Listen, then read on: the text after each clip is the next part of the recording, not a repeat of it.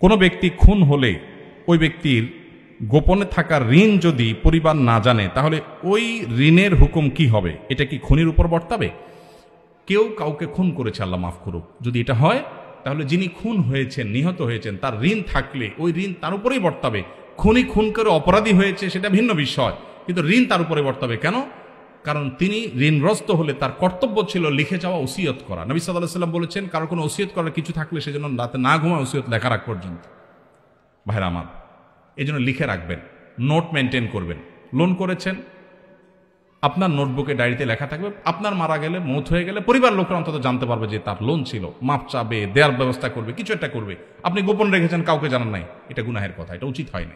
কিন্তু নিহত হয়ে মারা গেছেন তিনি, ওমান কতিলা দুনা দামিহি ফাহুয়া শাহীদ, আশা করা যায় আল্লাহর কাছে তিনি শাহাদাতের মর্যাদা পাবেন যদি ইমানদার হয়ে থাকেন। কিন্তু তার ঋণ পরিশোধের দায় তাকে নিতেই হবে। এটা খুব ভয়াবহ ব্যাপার।